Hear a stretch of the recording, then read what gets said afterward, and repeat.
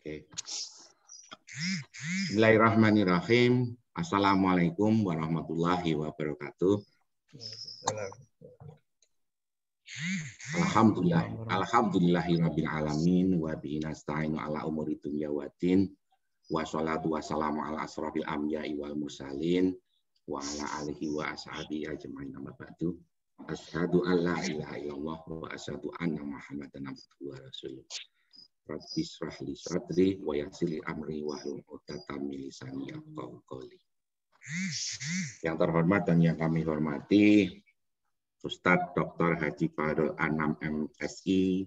Terima kasih Ustadz sudah berkenan untuk kembali hadir di Yom Sabtu Pagi Ngadem Kiati. Ini adalah kali yang ketiga Ustadz Fahrul Anam bisa rawuh di Yom Sabtu Pagi. Terima kasih Ustadz. Ya, sabi-sabi. Dan selanjutnya yang kami hormati Bapak-bapak, Ibu-ibu, jamaah Zomiyah Ngadem Kiati yang insya Allah pagi hari ini dirahmati Allah. Terima kasih kembali kami ucapkan atas kehadiran panjenengan di Yom Sabtu Pagi pengajian Ngadem Kiati. Alhamdulillahirabbil alamin, puji syukur kita panjatkan kehadirat Allah Subhanahu wa taala atas segala limpahan rahmat, taufik, hidayah dan inayahnya. Maka pada pagi hari ini kita semua diberikan nikmat sehat, nikmat sempat, diberikan panjang umur, diberikan keberkahan, sehingga bisa bersilaturahmi, bertatap muka di dalam pengajian Yom Sabtu Pagi, pengajian Ngadem Kiati. Sholawat serta salam tak lupa tercurah kepada junjungan kita Nabi Agung Muhammad Shallallahu Alaihi Wasallam serta seluruh keluarga dan sahabat-sahabatnya yang telah memberikan manfaat dan syafaatnya pada kita umat manusia sampai di hari akhir nanti. Bapak Ibu yang kami hormati, marilah pengajian pada pagi hari ini kita buka bersama-sama dengan membaca basmalah. Bismillahirrahmanirrahim. Untuk selanjutnya, monggo pagi hari ini kita terus membaca surat An-Nahl, yaitu surat yang ke-16. Kita baca dari ayat 97 sampai di 110. Surat An-Nahl ini bukan An-Naml.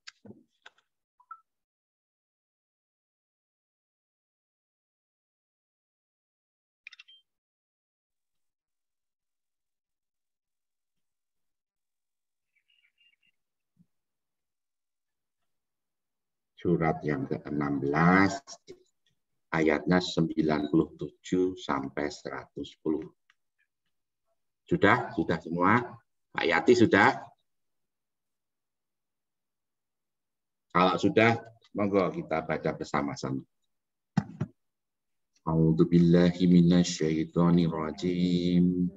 Bismillahirrahmanirrahim. Man amila sholihan min zakarin aw unsa wa huwa mu'minun falanahyiyannahu hayatan thayyibah wa lanajziyannahum ajrahum bi ahsani ma kanu. Fa'idza qara'tal Qur'ana fasta'idz billahi minasyaitonir rajim. Innahu laisa lahu sultanun 'alal ladzina amanu wa 'ala rabbihim yatawakkalun. Innama sultanuhu 'alal ladzina yatawallawnahu wal ladzina hum bihi musyrikun. Wa idza batalna ayatam makana ayatin wallahu a'lamu bima yunazzilu. Innama anta muftar bal aktsaruhum la ya'lamun. Qul nazzalahu ruhul qudus min rabbika bil haqqi liyusabbital ladzina amanu wa hudan wa busra lil muslimin. Wa laqad na'lamu annahum yaquluna innama yu'allimuhu basar lisanul ladzi yulkhiduna ilaihi a'jamun wa hadza lisanun arabiyyun mubin. Innalladzina la yu'minuna bi ayatillah la yahdihimullahu wa lahum adzabun alim. Innama yaftaril kadzibal ladzina la yu'minuna bi ayatillah wa ulaika humul kadzibun. Kafara billahi min ba'di imanihi illa man ukriha wa qalbuhu mutmainnun bil imani walakin man syaraha bil kufri sadran fa alaihi ghadabun min Allah wa lahum adzabun adzim. Dzalika bi annahu mustahabbul hayatad dunya 'alal akhirah. Anallaha la ya'til qaumal kafirin. Ulaika alladzina taba'allahu 'ala qulubihim wa sam'ihim wa absarihim wa ulaika humul ghafilun.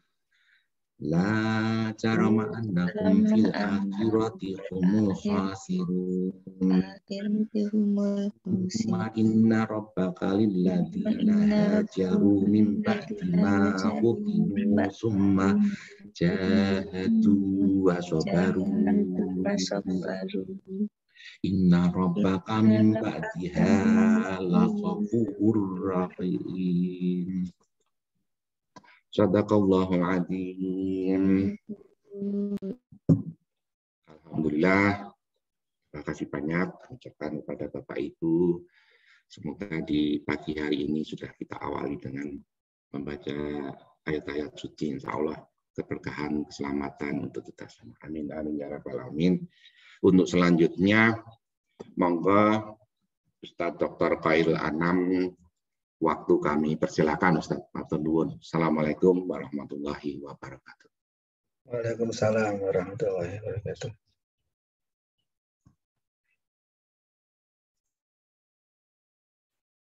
Bismillahirrahmanirrahim.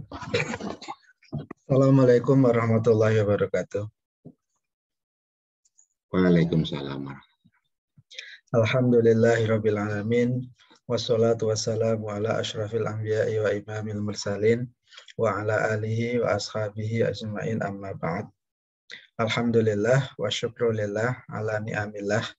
Pada pagi ini, alhamdulillah kita dipertemukan oleh Allah kembali dalam keadaan sehat walafiat, dalam keadaan iman dan Islam. Yang kedua, salawat dan salam marilah selalu kita aturkan kepada qudwah hasanah kita, Rasulullah Muhammad sallallahu alaihi wasallam. Ya qalina Allahumma sholli ala Muhammad wa ala ali Muhammad. Terima kasih pada Pak Dudi dan kawan-kawan yang pagi ini telah mengundang saya untuk silaturahim kembali. Sekaligus dalam silaturahim ini kita saling menasehati, karena hidup kita ini sebetulnya tidak ada gunanya kalau kita tidak beriman, beramal soleh, dan saling menasihati dalam kebaikan. Sebagaimana ayat yang sering kita baca, wal asri innal insana lafi khusrin illal ladzina amanu wa amilus solihati wa tawassaw bil haqqi wa tawassaw bis sabr. Nah, pagi ini insya Allah kita akan membahas tema yaitu menyelaraskan iman, ilmu, dan amal. Harusnya ketiga hal ini selaras ya, mestinya. Ya. Semakin bertambah ilmunya, mestinya orang itu semakin iman, semakin tahu kekurangan dirinya, semakin tahu kemahabesaran Allah. Nah, pokoknya kalau Imam Syafi'i itu mengatakan, kullama zada ilmi, zada jahli. Setiap bertambah ilmuku, bertambah pula kebodohanku. Nanti kita akan bahas ya, kenapa bisa begitu ya. Dan semakin tinggi ilmunya orang, mestinya itu dia semakin tawadhu. Mestinya dia semakin yakin kebesaran Allah. Imannya semakin meningkat. Nah, ketika imannya semakin meningkat, ilmunya meningkat, amalnya juga semakin meningkat. Mestinya begitu. Tapi di dunia ini kadang-kadang memang tidak selalu berjalan dengan semestinya ya. Kadang-kadang ada orang bertambah ilmunya, tapi semakin tidak iman, semakin meragukan Allah, semakin sombong. Semakin bertambah ilmunya, bukan bertambah iman, tapi semakin sombong. Atau kadang-kadang iman, tapi sama sekali nggak didukung dengan ilmu. Atau kadang-kadang ada orang yang beramal, tapi nggak ada ilmunya. Nah, ini yang perlu kita selaraskan. Ya, nanti kita bisa menilai diri kita. Ini bukan untuk menghakimi siapa-siapa, karena sebetulnya kita ngaji itu bukan untuk menilai orang lain. Ngaji itu sebetulnya untuk menilai diri kita sendiri, dan kemudian setelah kita nilai, kemudian kita perbaiki. Kalaupun kita itu berdakwah, itu bukan karena kita itu menilai orang lain, tapi dakwah itu karena tanggung jawab kita kepada Allah dan dorongan rasa cinta kita kepada sesama. Jadi bukan karena kita itu merasa lebih baik atau merasa lebih pintar atau lebih soleh atau yang lain. Pagi ini insya Allah kita akan membahas tentang hal ini. Itu menyelaraskan iman, ilmu, dan amal. Untuk mendapatkan derajat takwa di sisi Allah Subhanahu wa Ta'ala. Karena sebetulnya manusia, siapapun dia, pada akhirnya kan akan mati. Jadi saya sering bilang manusia itu pada akhirnya akan mati. Ya kita semua ini bukan teori ya, ini kenyataan. Bahkan kalau kata Rasulullah, umur manusia normal itu antara 60 sampai 70. Ya.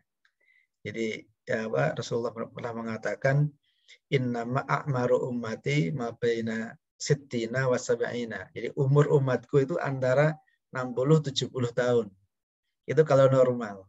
Sehingga sebetulnya kita di dunia ini itu sebetulnya menyiapkan bekal, tidak yang lain. Tapi memang ketika kita menyiapkan bekal, ya ada apa namanya? Ada ujian-ujian, ada pengecoh-pengecoh yang kadang-kadang kita itu lupa terhadap visi misi hidup kita. Jadi pada akhirnya semua manusia itu akan mati. Kalau kata Rasulullah tadi, antara 60 sampai 70. Nah kadang-kadang ada orang yang belum sepuh udah meninggal, ya ada ya. Tapi secara statistik itu antara itu ya. Nah, bisa jadi ada yang sebelum itu udah kecelakaan meninggal. Sebelum itu sakit meninggal. Jadi beberapa waktu yang lalu kami di Fisika Undip itu ada teman seorang profesor ya yang baru diangkat jadi profesor tahun lalu 2001. Ini baru 2001 2021 ya, atas izin Allah kemarin beliau itu dinyatakan gagal ginjal. Nah, dan sekitar belum sampai sebulan yang lalu, mungkin baru 3 minggu yang lalu, nah beliau itu akhirnya menghadap Allah Subhanahu wa Ta'ala. Dan kalau saya datang ke pemakamannya di daerah Sukoharjo, nah ketika orang itu meninggal, saya itu memperhatikan betul, begitu dimakamkan itu, ya itu ada pemakaman kecil di kampung gitu. Ya kanan kirinya ada sawah, ada ternak sapi, makamnya kecil itu, kemudian digali tidak terlalu dalam, nggak sampai dalam banget, airnya udah keluar gitu ya. Ya akhirnya beliau dimakamkan dalam posisi itu dimasukkan ke air kayak gitu ya, tenggelamkan di air. Ya. Saya kadang-kadang tuh mikir, manusia itu siapapun dia, entah dia itu profesor, entah dia itu seorang miliarder, ya pada akhirnya itu ya akan mati. Nah hidup ini sebetulnya itu mencari bekal. Ya, cuma kadang-kadang kita lupa. Begitu kita itu sudah sibuk dengan pekerjaan kita sibuk dengan mimpi-mimpi kita. Nah kita tuh sering lupa kalau kita sebetulnya itu di dunia ini sekedar mencari bekal. Memang mencari bekal itu caranya banyak ya. Kalau seandainya kita punya uang banyak, maka bekal kita sebetulnya itu dengan banyak berinfak, bersedekah. Nah, sehingga ketika kita itu kaya, mestinya kaya dalam rangka untuk menyiapkan bekal di hadapan Allah. Gitu. Ketika kita punya ilmu, maka dengan ilmu itu akhirnya kita itu bisa banyak ngajari orang tentang kebaikan. Nah, itu sebetulnya. Okay. Tapi kadang-kadang kita lupa. Lupa, apalagi kita mikir masih lama gitu ya. Padahal kita tidak tahu umur kita itu salah satu yang dirahasiakan oleh Allah Subhanahu wa taala. Bahkan hingga detik ini nggak ada yang tahu hakikat umur. Ya, jadi nyawa itu sebetulnya apa, di mana, masanya berapa, volumenya berapa, panjang gelombangnya berapa, energinya berapa, kita tidak tahu. Kita tidak tahu. Dan dia itu ketika nanti keluar, hilang, itu kapan, lari kemana, kita tidak tahu sama sekali. Nah, dan kalau menurut ilmu pengetahuan, yang namanya eksistensi, yang namanya materi, itu sesuatu yang punya massa dan dapat dikuantifikasi. Sesuatu yang dapat dikuantifikasi. Nah, nyawa ini nggak bisa kita kuantifikasi. Makanya banyak ilmu pengetahuan yang nggak peduli dengan nyawa. Padahal dia betul-betul ada. Kita bisa mengindra siapa yang punya nyawa dan siapa yang sudah kehilangan nyawa. Tapi karena kita itu hanya gara-gara kita nggak bisa mengkuantifikasi, akhirnya banyak yang tidak tidak peduli dan akhirnya mengabaikan. Akhirnya di dunia ini kita hanya didrive oleh keinginan, oleh harapan-harapan palsu tentang dunia ini. Maka alhamdulillah kita pagi ini bisa silaturahim, bisa saling mengingatkan, ya paling tidak ini menjadi nasihat bagi kita semuanya. Pada pagi ini insya Allah kita akan membahas tentang penyelarasan antara iman, amal, dan ilmu. Nah, ini seharusnya ketiga hal ini itu selaras, seharusnya. Cuma memang problem karena saat ini memang landasan ilmu kita itu banyak yang sekuler ya. Berpijak pada epistemologi sekuler gitu. Sehingga bertambah ilmu itu memang tidak otomatis bertambah iman dan bertambah amal. Itu yang nanti kita bahas. Makanya dalam realitanya ada kadang-kadang itu ada orang yang berilmu tapi tidak beriman. Ini yang kadang-kadang ini seperti yang terjadi pada ahli kitab. Sebagian besar ilmuwan itu berilmu tapi tidak beriman. Yang kedua, ada yang beriman tapi tidak berilmu. Ini yang sering disebut dengan taklid. Nanti kita bahas. Ada yang beriman tapi tidak beramal. Ya, ini juga sia-sia sebetulnya. Atau beramal tidak beriman. Dibalik-balik itu. Ada yang berilmu tidak beramal, jadi ilmunya nggak ada manfaatnya. Ada yang beramal tapi tidak berilmu, ya, akhirnya ya keliru ya. Jadi kalau beramal tidak ada iman ya sia-sia. Nah, nanti akan coba kita bahas. Jadi memang seharusnya itu yang merah ini, yang beriman, beramal, dan berilmu. Tapi kenyataannya kadang-kadang itu banyak yang terjadi seperti ini. Dan mungkin kita juga di antara, ya semoga kita yang seperti ini. Nah, kalau seandainya belum, ya berarti kita harus introspeksi pada diri kita masing-masing. Nah, kemudian kita memperbaiki diri agar kita menyelaraskan iman kita, amal kita, dan ilmu kita. Gitu. Ya, ini yang pertama. Ya. Berilmu, tidak beriman. Memangnya ada? Ya ada, banyak. Ya. Bahkan di dunia ini, itu banyak orang yang berilmu, tapi tidak beriman. Nah, kalau dalam Al-Quran, ini seperti yang terjadi pada ahli kitab. Ya, Jadi ahli kitab itu orang-orang yang punya ilmu, namanya aja ahli kitab ya. Ahli itu ya ahli, kitab itu ya kitab ya. Ahli kitab orang yang ahli kitab. Ahli kitab samawi, faham dia. Tapi mereka tidak beriman. Oke. Ini sebagaimana digambarkan Allah dalam Al-Quran pada surat Al-Baqarah ayat 146 sampai 147. Ini gambaran Allah tentang ahli kitab. Ya, memang ahli kitab ini terutama merujuk kepada Yahudi dan Nasrani. Dan Rasulullah itu baru ketemu dengan Yahudi, Nasrani saat di Madinah. Ketika Rasulullah di Makkah, beliau itu ketemu dengan orang-orang musyrik. Nah, begitu beliau di Madinah, beliau ketemu dengan ahli kitab. Ada orang Yahudi, ada orang Nasrani. Nah, orang Yahudi itu ada di Madinah. Kenapa orang Yahudi ada di Madinah? Bukannya orang Yahudi itu ada di Palestina. Iya, orang Yahudi itu aslinya Palestina ya. Kemudian dia sempat ke Mesir di zaman zamannya Nabi Yusuf. Begitu Nabi Yusuf wafat, kemudian orang Yahudi dipersekusi di Mesir, akhirnya pergi kemana-mana, balik lagi ke tanah kelahiran, dan mengalami diaspora kemana-mana. Nah, salah satunya ke Madinah. Nah, kenapa ke Madinah? Karena sebetulnya mereka ketika di Madinah, itu menjemput Nabi akhir zaman. Karena mereka tahu kalau Nabi akhir zaman itu akan muncul dari Madinah. Mereka tahu itu. Jadi mereka menunggu beratus-ratus tahun.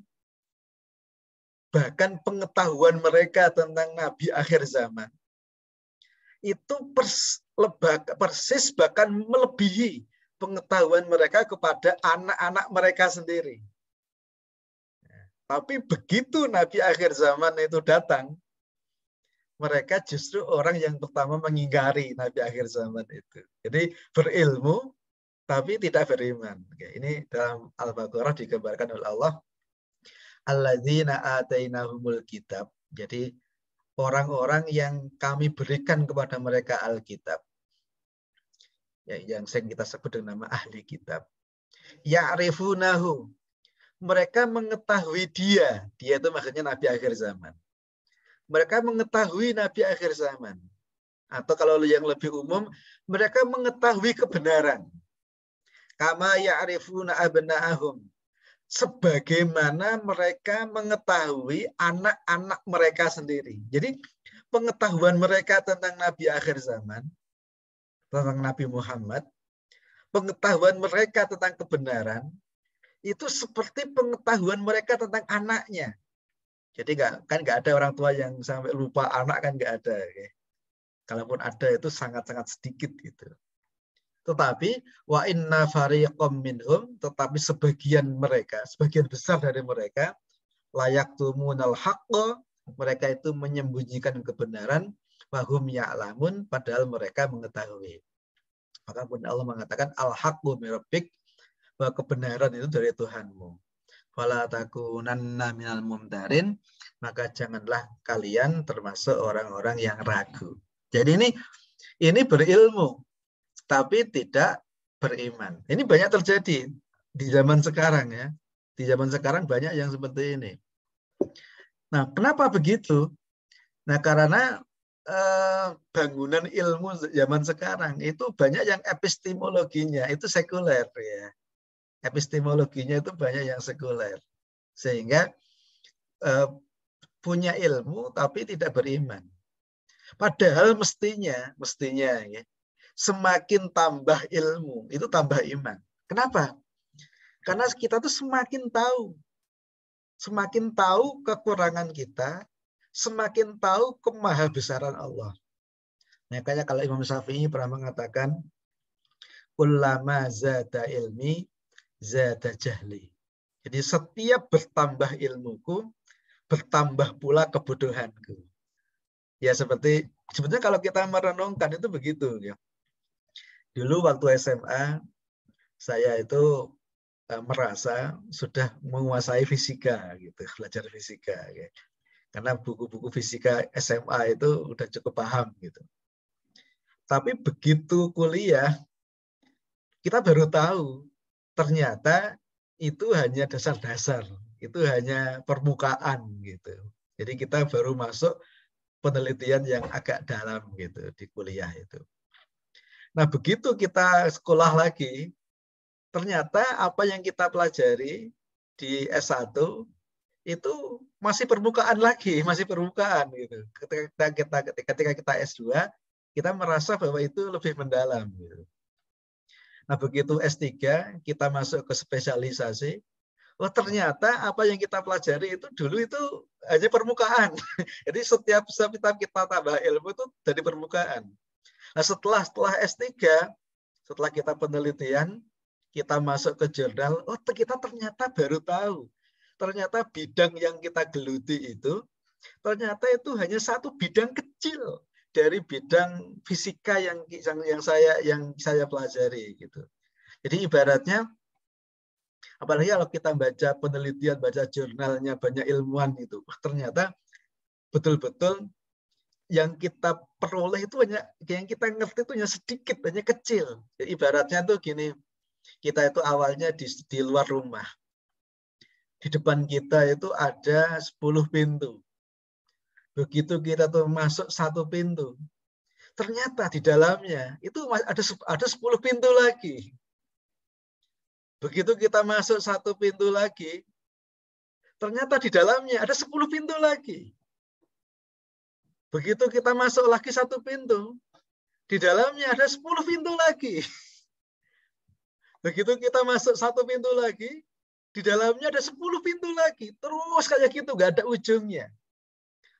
Maka akhirnya kita itu tahu persis bahwa ternyata ilmu kita itu memang ilmu yang sangat kecil, kita tuh nggak ngerti apa-apa. Maka sebetulnya ilmunya orang yang paling pintar. Jadi ilmu yang paling tinggi itu apa sebetulnya?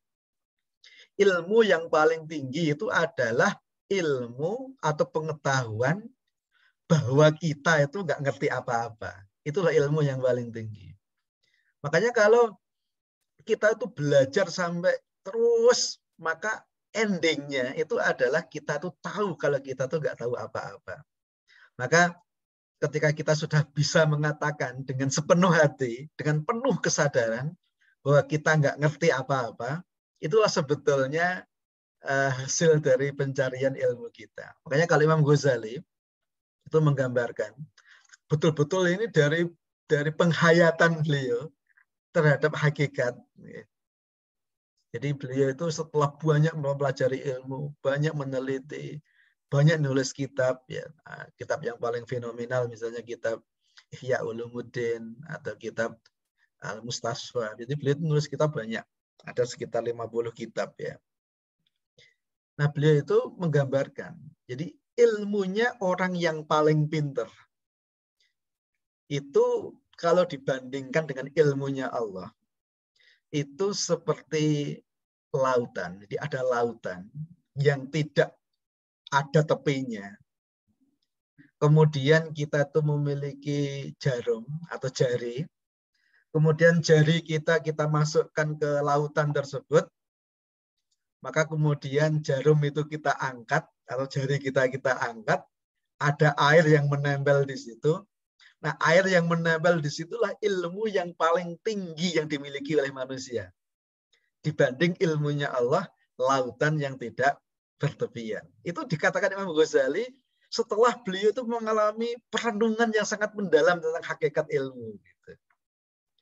Jadi sebetulnya memang begitu. Jadi memang kullama zada ilmi zada jahli. Setelah bertambah ilmuku, bertambah pula kebodohanku. Jadi makanya ilmu itu nggak ada ujungnya, nggak ada ujungnya. Makanya kalau kita penelitian di jurnal-jurnal ilmiah itu tiap hari ada aja yang baru gitu ya. Karena mesti ada kekurangan diperbaiki, kekurangan lagi, kekurangan, nggak ada ujung pangkalnya. Gitu. Ya, kita bicara tentang sekarang dikatakan zaman yang teknologi. Yang pengetahuan kita tentang sel misalnya, itu sudah cukup mendalam. Iya, memang cukup mendalam dibanding zaman-zaman sebelumnya. Tapi kita tidak cukup baik mengenal apa itu sel. Maka begitu misalnya ada virus, ya dunia kita itu ya porak-poranda. Itu menunjukkan bahwa ilmu manusia itu sebetulnya ya sangat-sangat rendah. sangat kecil ya gitu. Ya, maka mestinya memang bertambahnya ilmu kita itu membuat kita semakin beriman kepada Allah. Tapi banyak tidak begitu. Kenapa? Ya kan tadi, karena bangunan ilmu kita itu bangunan yang epistemologinya itu sekuler kadang-kadang. Jadi bertambah ilmu, tambah sombong. Akhirnya kita sering mengatakan, oh kalau nggak saya nggak bisa begitu itu. Itu yang bisa begitu hanya saya gitu. Nah, ini contoh ya. Jadi ada orang yang berilmu tapi tidak beriman gitu. Itu yang pertama. Terus yang kedua, ada orang yang beriman, iman, tapi dia tidak berilmu. Ini yang kalau dalam bahasa Islam dinamakan dengan nama taklid. Jadi beriman tapi tidak berilmu. Nah, yang begini ini bisa jadi itu keliru. Dan ini betul-betul dilarang oleh Allah. Ya, dilarang oleh Allah. Karena yang namanya taklid, yang namanya ikut-ikutan. Ya kalau yang diikuti benar. Kalau yang nggak diikuti itu nggak benar. Ya sudah, akhirnya masuk ke jurang bersama-sama gitu. Namanya taklid. Ya. Dan Islam melarang keras orang-orang itu bertaklid. Ya. Misalnya orang bertaklid itu kan orang yang hanya mengatakan, kenapa kita beriman? Kenapa kita beriman? Ya karena orang tua kita beriman. Jadi itu aja. Kenapa orang tua kenapa kita beriman? Karena teman-teman kita beriman. Kan banyak yang begitu ya. Kenapa kita Islam? Ya karena keluarga kita Islam. Maka begitu Islam dihina kita marah. Karena itu sama aja dengan menghina keluarga kita, menganggap nenek moyang kita. Tapi kita sendiri itu tidak ngerti sebetulnya gimana gitu. Inilah yang dinamakan dengan taklid itu. Makanya di Makkah dulu, orang-orang Makkah di zaman Rasulullah, mereka tuh mengaku dirinya beriman. Ketika diajak beriman, mereka tuh malah tertawain, Muhammad kok lucu gitu. Wong kita ini orang yang beriman, kok diajak beriman? Padahal iman kita bisa jadi lebih besar daripada iman dia gitu. Oleh Allah mengatakan, misalnya di dalam Al-Quran ini ya, am atainahum kitaban min qablihi fahum bihi mustamsikun. Jadi bal qalu inna wajadna aba'ana ala ummatin wa inna ala atharihim muhtadun. Tetapi mereka ketika diturunkan Al-Quran, apakah mereka itu berpegang teguh? Ternyata tidak. Ketika diturunkan kitab pada umat-umat terdahulu, apakah mereka berpegang teguh kepada kitab itu? Ternyata tidak. Bal qalu, ketika mereka itu diminta untuk berpegang teguh kepada kitab yang diturunkan, tetapi mereka mengatakan, inna wajadna aba'ana ala ummatin wa inna ala atharihim muhtadun. Jadi apa yang kami dapatkan dari nenek moyang kami, itulah yang kami ikuti. Jadi ternyata orang itu lebih banyak mengikuti nenek moyang daripada mengikuti kebenaran. Kenapa begitu? Karena taklid masalahnya. Gitu. Padahal nenek moyang belum tentu benar. Nenek moyang juga manusia. Nenek moyang mengikuti nenek moyangnya.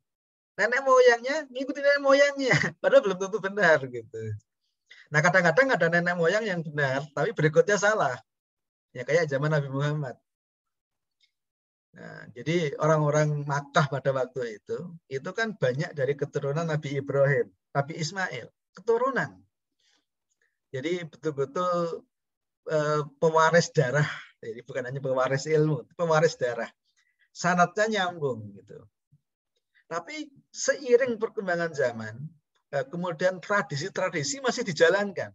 Di haji masih ada, macam-macam masih ada. Tapi haji itu bukan untuk mendekatkan diri kepada Allah. Tapi haji dilakukan justru untuk syirik kepada Allah. Nah itu yang terjadi ya. Kenapa begitu? Karena mereka itu sekedar ngikuti nenek moyang tanpa dia itu memiliki ilmu. Makanya memang ilmu itu penting. Sehingga kita itu tidak sekedar ikut-ikutan. Ini juga sama di ayat yang lain ini. Wa kadzalika ma arsalna min qablika fi qaryatin min nadzirin. Demikian ketika kami mengutus seorang yang min nadhirin, yang memberi peringatan, illa qala mutsrafuha, kecuali berkata para tokoh-tokoh mereka, inna wajadna aba'ana ala ummatin wa inna ala atharihim muqtadun. Apa yang kami dapati dari nenek moyang, itulah yang kami ikuti. Itu memang kebanyakan manusia begitu. Di sini pentingnya kita itu betul-betul memiliki ilmu dan kita tuh kritis, betul-betul kita itu berpikir. Sebab kalau kita itu punya ilmu dan betul-betul ilmu itu kita gunakan, insya Allah itu akan mengantarkan kita kepada iman. Karena alam semesta, apapun yang kita lihat, yang begitu teratur, yang begitu rapi, yang begitu terstruktur, itu nggak mungkin ada dengan sendirinya. Ya, pasti itu ada yang membuat, pasti ada yang menciptakan. Ya, jadi kayak sel yang sedemikian canggih. Ya, jadi kalau sel itu perbesar ya, sebesar 1 kilometer gitu. Maka di dalam sel itu adalah pabrik tercanggih di dunia sebetulnya. Ya, maka kita jadi tahu persis sebetulnya. Sel itu nggak mungkin ada dengan sendirinya. Sel itu adalah maha karya dari zat yang maha cerdas, yang maha mengetahui. Gitu. Nah ini iman bisa jadi dinilai tidak ada iman. Gitu. Jadi dulu orang-orang Makkah itu, ini di Makkah ya masih, ketika Rasulullah masih di Makkah. Jadi orang-orang Makkah pada waktu itu sebetulnya percaya kepada Tuhan. Mereka juga mengaku dirinya beriman. Gitu. Ketika ditanya, ini diabadikan Allah dalam surat Luqman ayat 25. Ya. Wala in sa'altahum man khalaqas samawati wal ard la yaqulunna Allah. Wala in sa'altahum, dan ketika ditanyakan kepada mereka, man khalaqas samawati wal ard, siapa pencipta langit dan bumi, kepada orang-orang Makkah, la yaqulunna, sungguh mereka akan mengatakan Allah adalah pencipta langit dan bumi. Jadi orang-orang Makkah, Abu Jahal, Abu Lahab, itu kalau ditanya, siapa pencipta alam ini? Ya Allah. Siapa yang menciptakan dirinya? Ya Allah. Tapi mereka dinilai tidak beriman. Nah, kenapa? Karena mereka tidak mau mengakui Rasulullah, tidak mau mengikuti kebenaran. Mereka sombong. Saya mau beriman kepada Allah, tapi saya mau seenak saya sendiri. Saya mau mengikuti diri saya sendiri. Saya mau mencari apa yang saya inginkan. Saya nggak mau mengikuti aturan-aturan yang dibawa oleh Muhammad dari Allah. Itulah yang akhirnya mereka disebut sebagai orang yang tidak beriman. Dan mereka, orang-orang Makkah, jadi seperti Abu Jahal, Abu Lahab, dan kawan-kawan, itu kalau dia dikatakan orang kafir, ya nggak mau juga. Jadi ternyata itu orang-orang kafir itu juga nggak mau disebut dengan orang kafir. Ya. Nggak mau mereka itu. Siapa yang kafir? Gitu. Mereka marah besar kalau dikatakan orang kafir. Makanya kalau zaman sekarang juga sama ya. Zaman sekarang itu kalau ada orang kafir, disebut kafir itu marah. Gitu. Ya, itu dari dulu juga begitu. Mereka itu maunya disebut sebagai orang yang non-Muslim. Gitu. Maunya disebut non-Muslim. Kalau disebut kafir itu marah. Gitu. Dulu di zaman Nabi Muhammad juga sama. Mereka tuh marah kalau disebut kafir. Karena kata kafir itu konotasinya jelek. Gitu. Mereka itu lebih senang disebut dengan pengikut tradisi nenek moyang. Jadi orang yang mempertahankan budaya nenek moyang. Ya, gitu. Mereka senang-senang disebut itu. Ya. Tapi makanya mereka kalau disebut menyembah berhala juga marah. Nah, maka ini dalam surat Az-Zumar gitu. Jadi walladzina takhadzu min dunihi auliya. Jadi orang-orang yang menjadikan selain Allah sebagai wali, sebagai kekasih. Mereka itu mengatakan mana abuduhum illa liyuqarribuna ilallahi zulfa. Jadi mereka ketika dikatakan loh kamu kan menyembah berhala, mereka tuh marah. Siapa yang menyembah berhala? Mana abuduhum. Kami nggak pernah menyembah berhala. Illa liyuqarribuna ilallahi zulfa. Berhala itu, kata mereka ya, itu hanya kami jadikan mediasi. untuk mendekatkan diri kepada pencipta Allah Subhanahu wa taala. Jadi kata mereka, berhala itu hanya mediasi saja. Hanya berhala itu hanya alat saja. Berhala itu hanya sarana saja untuk menyembah kepada Allah, pencipta alam semesta ini. Jadi mereka tuh nggak mau kalau disebut sebagai menyembah berhala gitu. Tapi oleh Allah, karena mereka nggak mau mengikuti Allah dan Rasulnya, ya mereka dianggap sebagai penyembah berhala. Dan tentu saja dia orang yang tidak beriman. Gitu. Makanya di sini memang penting, ilmu itu penting. Ya, tapi ilmu saja itu tidak cukup. Jadi betul-betul harus betul-betul ilmu itu didasari dengan ketulusan. Dan insya Allah ketika itu, maka ilmu itu akan semakin meningkatkan iman kita kepada Allah Subhanahu wa taala.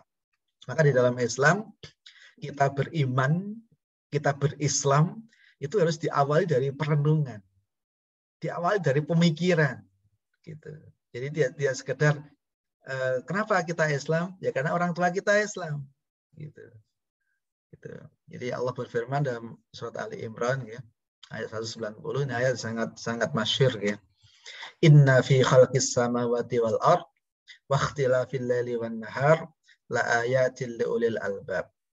Sesungguhnya di dalam penciptaan langit, penciptaan bumi, bergantinya malam dan siang, itu terdapat ayat. Jadi yang namanya ayat itu tidak mesti dalam bentuk tulisan. Ayat itu ada dua. Ada ayat yang tertulis, yaitu Al-Quran.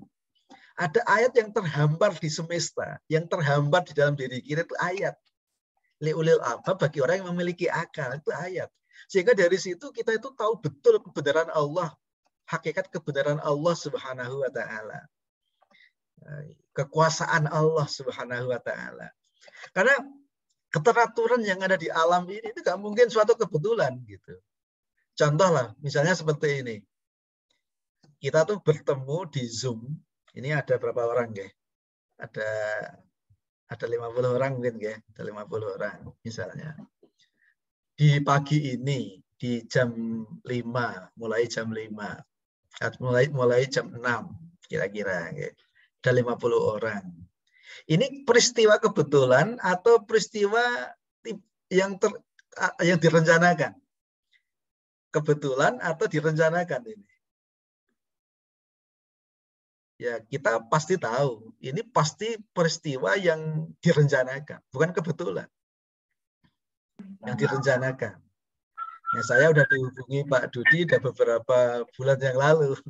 Ini perencanaan gitu. Ini kita baru bertemu 50 orang. Nah, beda kalau seandainya kita ketemu, misalnya Pak Dudi di jalan atau ketemu di mana, itu mungkin kebetulan. Ketemu sendirian pas kita mungkin lagi makan atau kita lagi apa, ketemu, wah gimana kabarnya Pak Dudi kan gitu kan. Nah ini kebetulan. Tapi kalau ketemu 50 orang di tempat yang sama, di waktu yang sama, ini bukan peristiwa kebetulan. Ini pasti peristiwa yang direncanakan. Apalagi kalau kita belajar alam, belajar kehidupan, kita belajar sel misalnya, bahwa di dalamnya itu ada berjuta-juta atom yang bekerja dengan sangat kompak, dengan sangat luar biasa. Itu bukan peristiwa kebetulan. Jadi bekerjanya jutaan benda yang saling terhubung, yang saling melengkapi dengan fungsinya masing-masing, itu bukan peristiwa kebetulan. 50 benda saja bukan kebetulan, pasti perencanaan, apalagi bekerjanya miliaran, triliunan benda-benda yang saling berinteraksi dengan begitu rapi. Itu peristiwa yang terencana. Jadi meskipun kita tidak melihat, kita tahu ini pasti ada yang merencanakan. Dan semakin kompleks, yang merencanakan semakin cerdas. Maka kita jadi tahu, maka dengan keagungan Allah Subhanahu wa ta'ala. Memang Islam itu ajaran yang sangat basatoh, yang sangat mudah sebetulnya. Ya, tapi begitu ilmu kita mendalam, maka pendalaman kita kepada Islam juga akan semakin mendalam. Gitu. Dulu di zaman Rasulullah ya, ada orang Badui, yang dia itu orang awam. Kemudian ditanya oleh tokoh-tokoh Makkah, Anda kok orang bodoh, orang desa. Kok Anda bisa yakin kalau alam ini diciptakan oleh Allah, itu gimana logikanya? Ini orang-orang bodoh, orang desa. Dia jawabnya sederhana. Di segala sesuatu itu ada yang menciptakan. Jadi itu bukti kalau adanya sesuatu. Misalnya begini, ini ada mohon maaf ya bahasanya agak kasar karena ini orang-orang desa ya, tapi menunjukkan kedalaman ilmu. Ini ada tai onta, menunjukkan kalau ada onta. Karena nggak mungkin ada tai kalau tidak ada ontanya. Gitu. Itu sederhana tapi sangat mendalam sebetulnya. Maka mestinya semakin bertambahnya ilmu kita, maka keimanan kita kepada Allah juga akan semakin mendalam ini. Yaitu yang kedua, okay. Ini agak terkait dengan waktu. Yang ketiga, ada orang beriman tapi tidak beramal. Ya ini ya kebohongan. Ya. Beriman tapi kok tidak beramal, ini kebohongan, nggak ada gunanya. Iman itu ibarat fondasi, amal itu ibarat bangunan. Jadi dibangun fondasinya, tapi nggak ada bangunannya. Ya nggak ada gunanya. Untuk apa bangunan dibuat?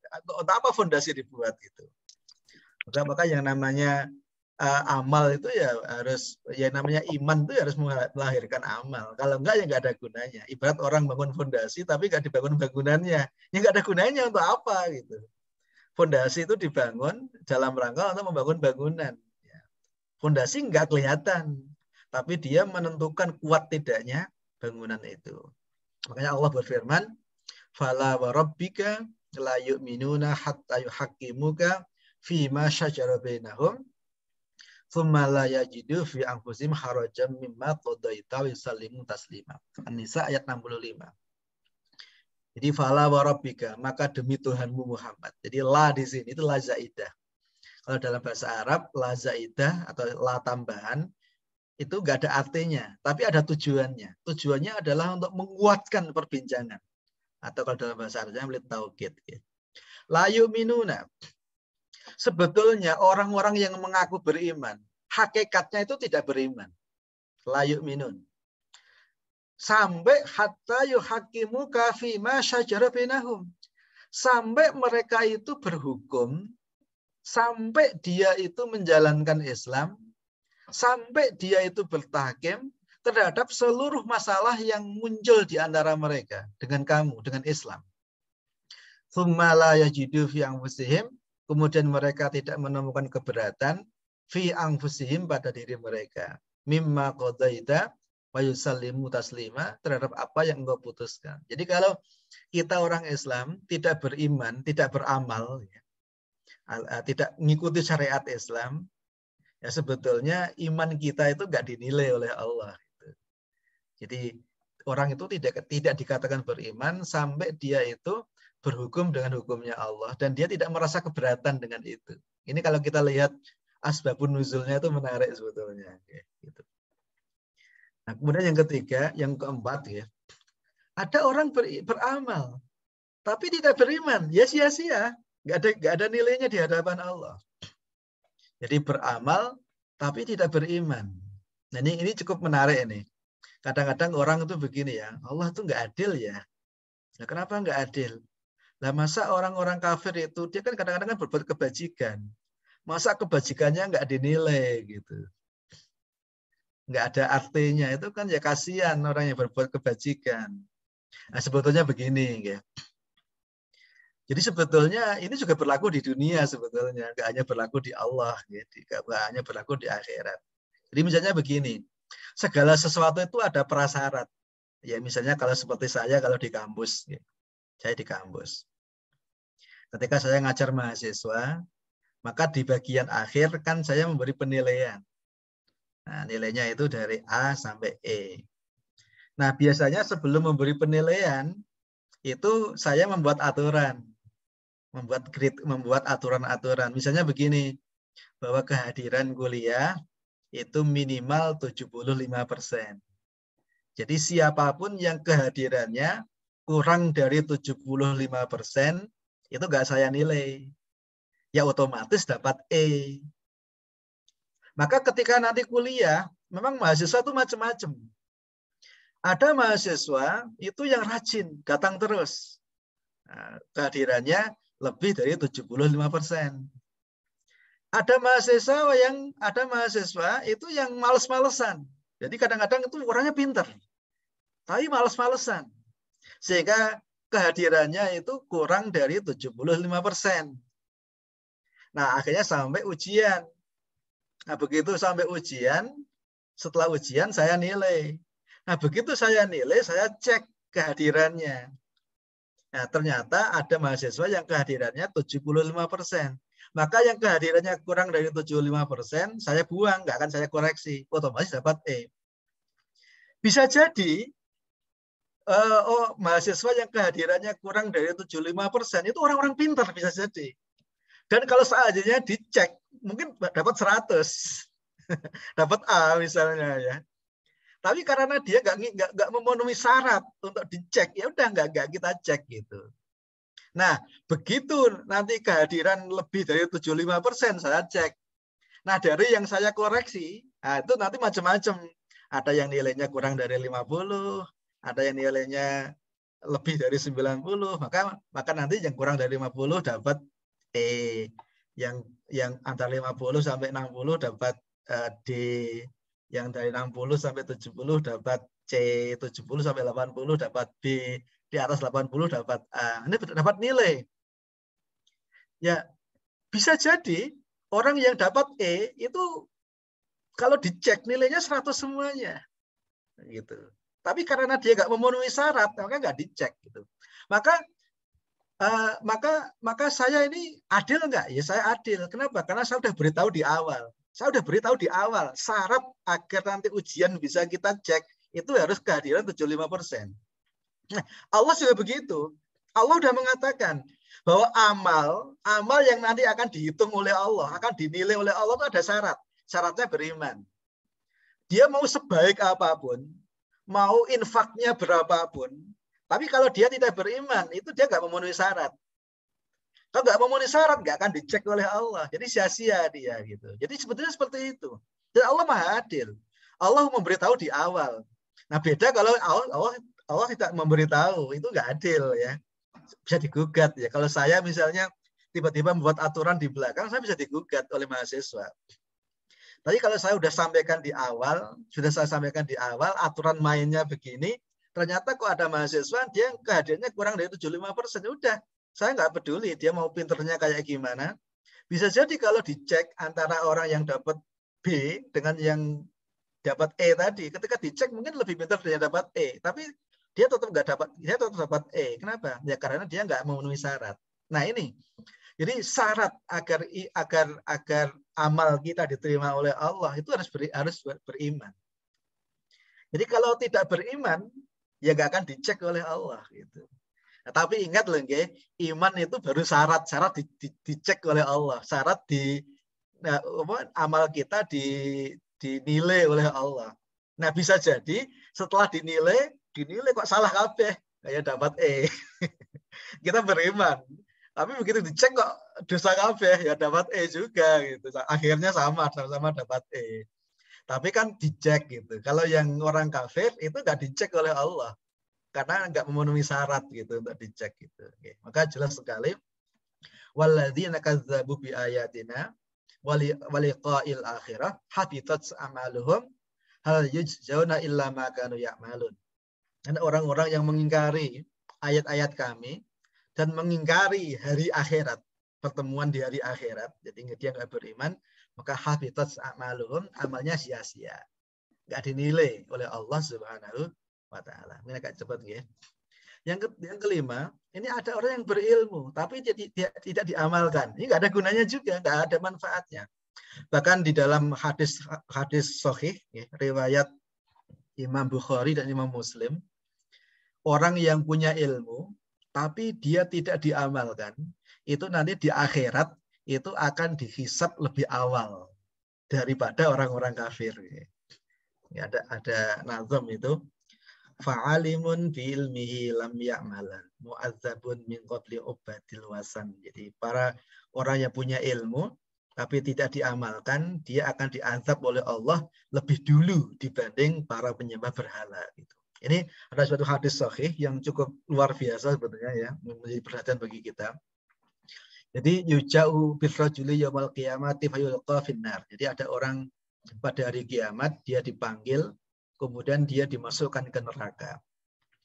Fatan daliku aktabu finnar, sampai isi tubuhnya itu bercerai, berhamburan di neraka itu. Wayaduru kama yaduru khimar firohahu, dan dia berputar-putar sebagaimana khimar dengan dengan putarannya. Wa yastami'u ahlun nar. Kemudian ketika orang-orang yang dinilai baik ternyata dia masuk neraka, maka dia dikerumuni oleh ahli neraka. Jadi orang-orang ahli neraka itu pada heran. Fayaquluna, dan dia orang-orang ahli neraka berkata, "Ai fulan, masya'nuka alaisa kunta ta'muruna bil ma'ruf wa tanha 'anil munkar." Loh, kamu kok bisa di sini? Loh, kalau kami di sini wajar ya. Karena kami dulu memang kami banyak bermaksiat. Loh, kamu kok bisa di sini? Bukankah kamu itu orang yang berilmu? Bukankah kamu itu dulu orang yang tugasnya amar ma'ruf nahi mungkar? Bukankah dulu kamu itu orang yang suka berceramah? Bukankah dulu kamu itu orang yang begini begitu gitu? Orang yang amar ma'ruf wa tanha 'anil munkar. Apa kata dia? Iya. Kuntu amurukum bil ma'ruf wala atihi. Betul. Inilah kesalahan saya. Saya dulu di dunia itu memang sering amar ma'ruf, tapi saya sendiri tidak melakukan kema'rufan. Wa anhaakum 'anil munkar wa atihi. Saya dulu sering melarang kamu berbuat kemungkaran, tapi aku sendiri berbuat kemungkaran. Jadi ilmu tapi nggak diamalkan. Jadi akhirnya di akhirat jadi bahan tontonan orang-orang yang ada di neraka nanti. Nah, atau beramal tapi nggak berilmu, ini bisa jadi salah. Wa qadimna ila ma'amilu min amalin faja'alnahu haba'an mansura. Jadi dihadirkan kepada kita amal-amal kita, tapi amal kita itu akhirnya berhamburan seperti debu. Itu kenapa ya? Karena nggak ada ilmunya. Saking semangatnya sholat subuh 4 rakaat misalnya ya, nggak ada ilmu. Wah, ini saking semangatnya ini ya. Saking semangatnya akhirnya puasa di hari tasyrik misalnya ya, saking semangatnya misalnya, karena nggak ada ilmu gitu. Nah, ini makanya ilmu itu penting di sini. Dan ilmu itu nilainya sangat tinggi di hadapan Allah Subhanahu Wa Taala. Ini Rasulullah pernah bersabda kepada Ibnu Mas'ud, ya Ibnu Mas'ud, wahai Ibnu Mas'ud, julusuka sa'atan fi majlisil ilmi, la tamassu qalaman wa la taktubu harfan.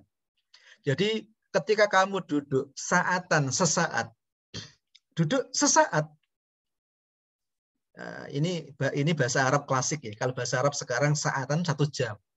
Tapi kalau bahasa Arab klasik, saatan itu artinya aqallu waqtin, waktu yang paling pendek itu saatan. Jadi ketika kamu duduk sesaat saja fi majlisil ilmi, di majelis ilmu, la tamassu qalaman, padahal kamu itu tidak sempat pegang pena. Wala taktubu harfan, nggak sempat nulis meskipun 1 huruf. Jadi kita tuh ngaji, ya kalau Pak Dodi ini pegang pena ini ya. Ada kita nggak sempat pegang kolam, pegang pena. Wala taktubu harfan, kita nggak sempat nulis meskipun 1 huruf, nggak sempat. Tapi kita duduk di majelis ilmu. Khairun laka, itu lebih baik bagimu min itki alfi raqabatin, dibanding memerdekakan 1000 budak. Gitu. Jadi itu gambaran betapa tingginya ilmu itu.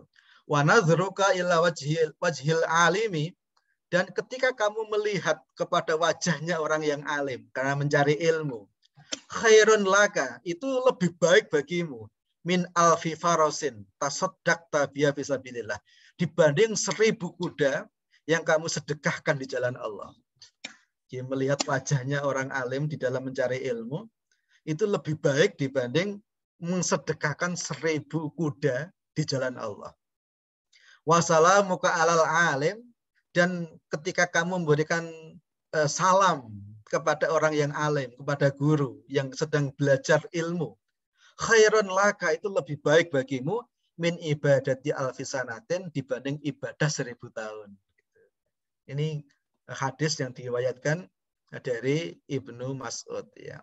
Jadi di dalam hadis yang sahih yang lain Rasul bersabda, faqihun wahidun. Jadi orang yang faqih, orang yang punya ilmu, satu orang. Mutawarri'un yang wirai, yang menjaga ilmunya. Bukan orang yang punya ilmu tapi nggak mengamalkan. Orang yang satu, orang yang punya ilmu. Dan dia menjaga ilmunya. Asyaddu ala syaitan. Itu lebih ditakuti oleh setan. Min alfi abidin, mustahidin, jahilin, wara'in. Dibanding 1000 orang yang beribadah, yang sungguh-sungguh tapi jahilin, tapi dia nggak ngerti apa yang dia amalkan, jahil gitu. Ya, ini makanya ilmu itu sangat penting, ya. Tapi memang harus selaras tadi ya, amal, ilmu, ya iman, ilmu, amal itu harus selaras. Ketika dia nggak ada salah satu, ya maka dia menjadi tidak bernilai di hadapan Allah Subhanahu wa ta'ala. Barangkali itu pengantar, ya. Mungkin waktu saya terlalu lama ini. Semoga ada manfaatnya. Barakallahu li wa lakum wa nafa'ani wa iyyakum bima fihi minal ayat wa dzikril hakim innahu wasamiul alim. Assalamualaikum warahmatullahi wabarakatuh. Nggih, monggo silakan kalau disambung dengan diskusi ini. Waalaikumsalam warahmatullahi wabarakatuh. Alhamdulillahirabbil alamin. Jazakallahu khairan katsir. Terima kasih Ustaz Dr. Khairul Anam. Luar biasa ini materinya. Saya kena ini masuk di hati. Satu yang bikin saya makjleb. Sekelas dokter aja seperti itu, apalagi kami yang tukang mandor. Oke, sebelum dimulai diskusi, Yun Sewu Ustaz, waktunya keburu-buru enggak? Oke, monggo silakan. Karena saya yakin ini nanti banyak pertanyaan gitu loh. Oke, monggo. Oke. Sebelum dimulai, saya sapa dulu, ini ada tamu istimewa pagi hari ini. Alhamdulillah. Assalamualaikum Om Bimo Anggarasena. Om Bimo, halo, Assalamualaikum. Oh, boleh jauh. Ya, alhamdulillah, enggak apa-apa.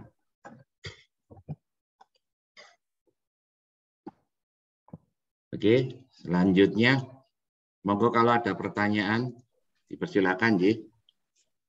Saya, Pak. Oh, Ji, monggo, boleh. Assalamualaikum warahmatullahi wabarakatuh. Waalaikumsalam warahmatullahi wabarakatuh. Kesempatannya. Mohon bertanya, Pak Ustadz, singkat saja pertanyaan saya. Bagaimana cara kita menjadi sebaik-baik manusia? Tidak usah yang terbaik, tapi sebaik-baik manusia itu bagaimana tipsnya?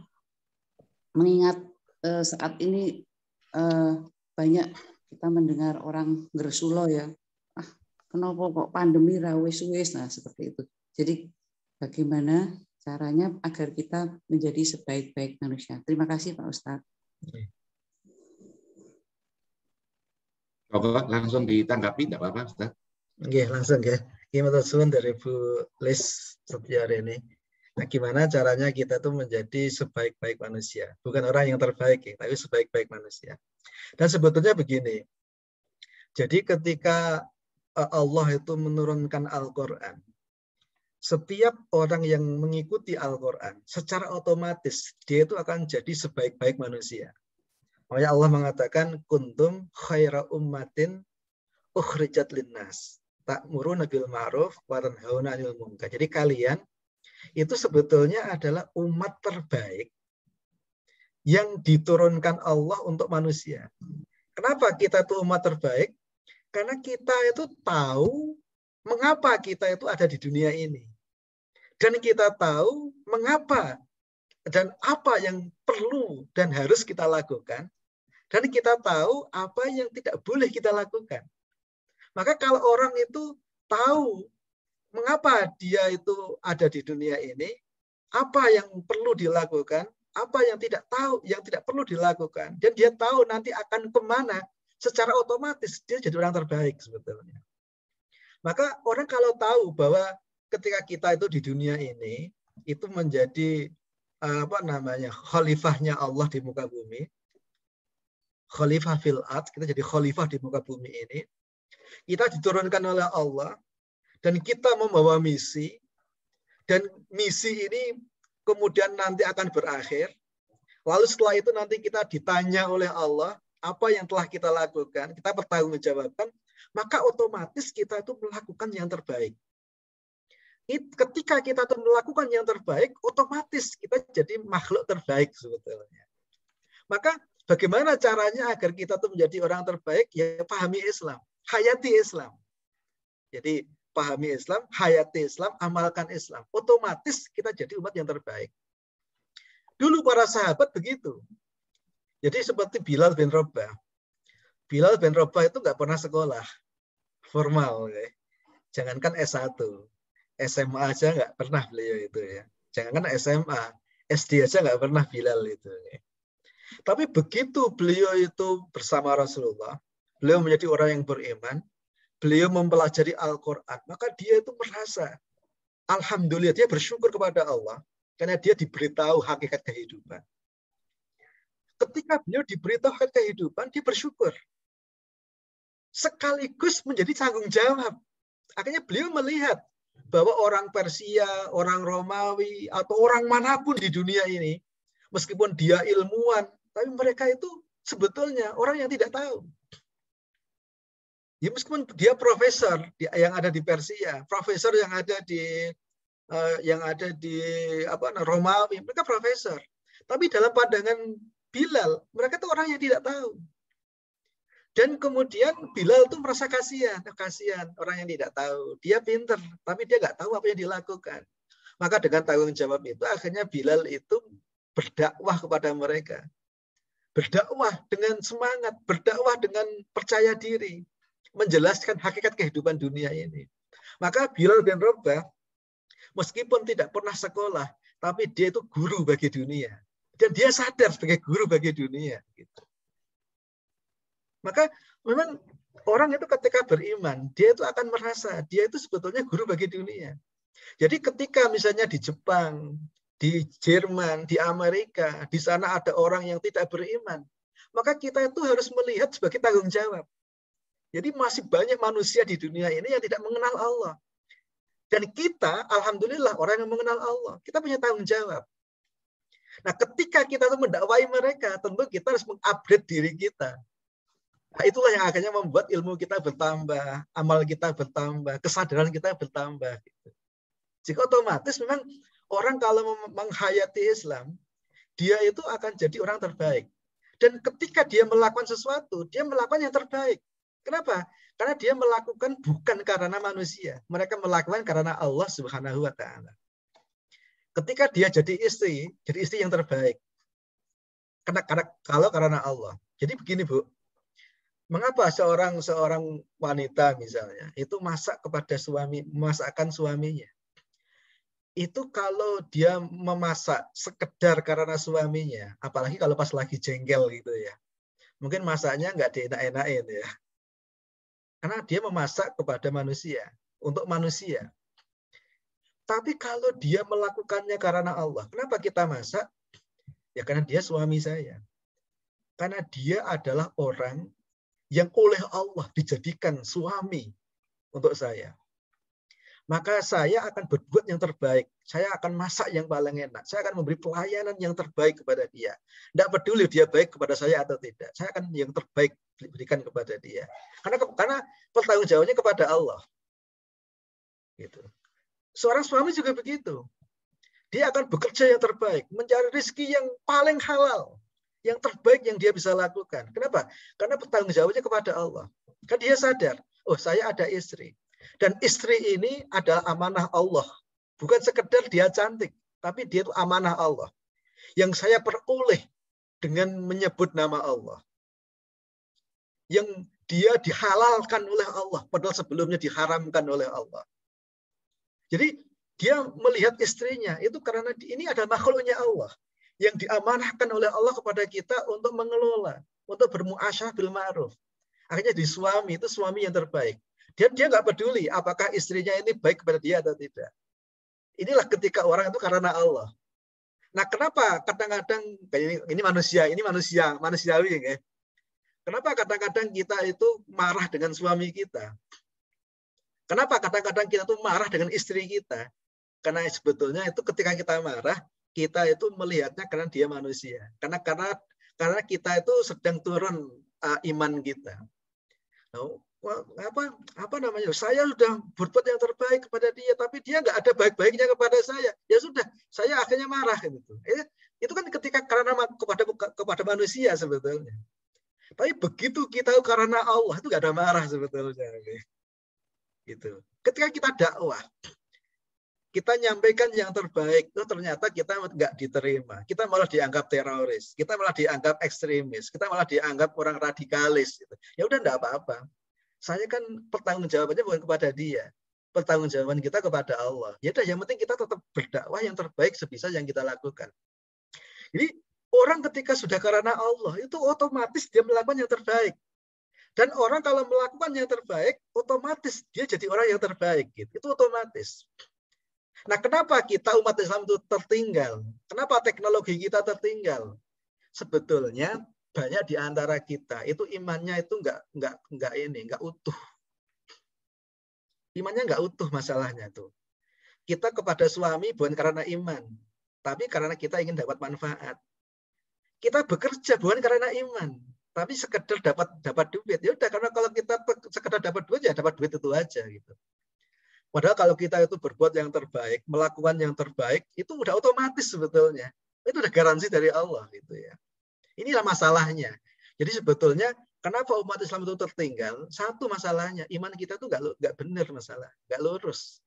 Kita melakukan sesuatu bukan karena Allah. Kalau kita melakukan sesuatu karena Allah, wah hasilnya masih luar biasa. Gitu. Meskipun kita di bidang sains dan teknologi misalnya, kita nggak punya alat, kita ini luar biasa gitu. Nah, saya itu dulu suatu saat waktu di Jepang, ya apa namanya, ya ini kan waktu itu kan musim dingin ya. Jika musim dingin kayak gitu, ya ketika waktunya sholat ya saya sholat, guys, sholat ya wudhu dan lain-lain gitu. Nah, ternyata teman-teman saya di Jepang itu merhatiin, ada 8 orang di lab itu merhatiin. Nah, setelah selesai sholat saya ditanya, Pak Anam, tadi ngapain gitu? Saya bilang, nah, saya sedang berhubungan dengan Tuhan saya, sholat itu. Dia tanya lagi, Pak Anam berapa kali melakukan seperti itu? Saya melakukan 5 hari sekali. Sehari 5 kali. Yaitu ketika pagi, ketika siang, ketika sore, ketika menjelang malam, sama ketika malam. Pak Anam melakukan seperti itu tiap hari. Nggak ada yang lihat, dingin-dingin seperti itu. Tapi tetap melakukan gitu. Terus dia komentar, wah ini kalau seandainya di Jepang itu orang-orang seperti Pak Anam, kata dia loh ya, wah ini orang Jepang ini akan jadi orang yang luar biasa ini. Karena melakukan sesuatu nggak ada yang ngawasi, melakukan sesuatu nggak ada yang nyuruh, tapi melakukan dengan sepenuh hati, meskipun dingin-dingin, meskipun ngantuk, tapi tetap melakukannya. Wah ini kalau dunia diisi oleh orang-orang yang seperti ini, dunia ini akan jadi luar biasa. Gitu. Kata mereka loh ya, gitu. Itu dia baru melihat dari situ. Maka apa namanya? Memang kita itu harus ini ya kita melakukannya karena Allah sebetulnya, ya, bukan karena ingin dapat pujian dari Dia. Dan ketika kita tuh melakukan semata-mata karena Allah, melakukan yang terbaik, ya otomatis seperti itu. Nah, kenapa kita kalau di bidang teknologi kita itu nggak kita kalah dari orang-orang kafir gitu? Kenapa? Karena kita tuh asal-asalan masalahnya. Kenapa asal-asalan? Ya karena kita itu karena iman kita nggak kita pakai. Kita kerja asal-asalan. Kita kerja yang penting absen. Kita membuat paper yang dosen ya asal-asalan. Yang penting sekedar untuk memenuhi BKD, biar apa namanya memenuhi persyaratan. Ya udah, kalau kita itu bekerja sekedar memenuhi syarat, ya akhirnya ya syarat terpenuhi itu aja yang kita dapat. Gitu. Tapi kalau kita bekerja karena Allah, hasilnya pasti terbaik. Ya. Kalau buat paper, ya paper terbaik. Kalau penelitian terbaik, istri terbaik, jadi suami terbaik. Itu kita nggak usah mencari apa-apa gitu, otomatis itu kan kalau udah karena Allah itu ya. Maka sebetulnya memang kita harus introspeksi ya. Jadi bisa jadi memang problem yang kita hadapi itu problem akidah sebetulnya. Ya kita sih Islam, kita ini. Tapi masalahnya akidah kita nggak bulat. Jadi kita itu hanya menyadari Allah itu ada waktu sholat. Tapi ketika kita kerja, itu kita nggak menghadirkan Allah. Ketika kita mengurusi istri, kita nggak menghadirkan Allah. Ketika kita mengurusi suami, kita nggak menghadirkan Allah. Ketika kita bekerja, kita nggak menghadirkan Allah. Itu problemnya. Jadi sebetulnya tanpa kita sadari, sebetulnya kita orang sekuler sebetulnya. Tapi nggak sadar ya, meskipun kita bisa jadi kritik sekuler, tapi kita sekuler. Karena kita nggak menghadirkan Allah dalam setiap tindakan kita. Jadi sederhananya, insya Allah, kalau kita itu menghadirkan Allah dari setiap tindakan kita, otomatis itu jadi yang terbaik. Gitu. Karena persembahan kita kepada Allah, gitu.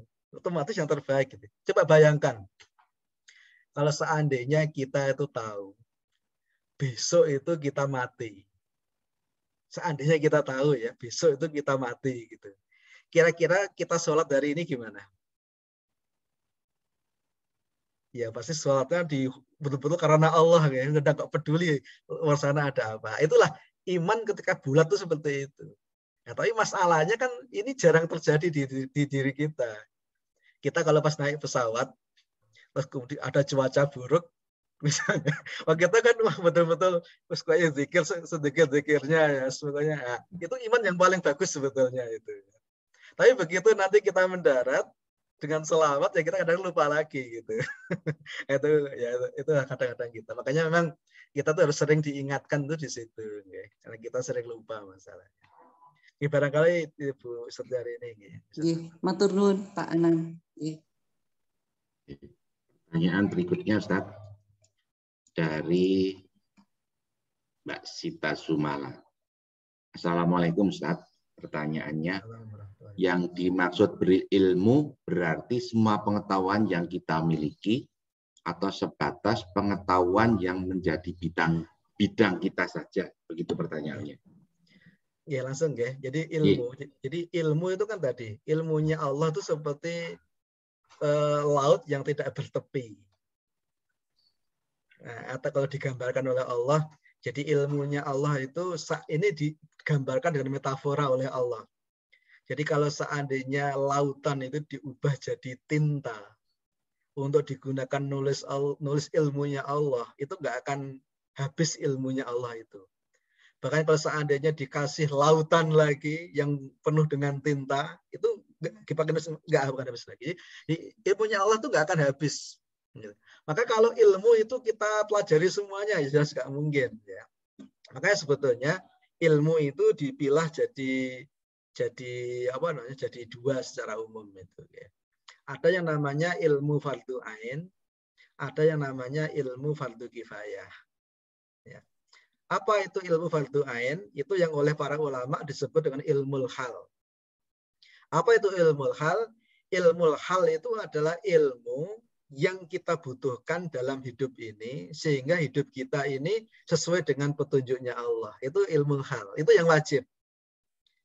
Nah, karena tentang ilmu tentang keimanan, nah itu wajib ya. Karena itu membuat kita jadi tahu betul iman kita karena Allah.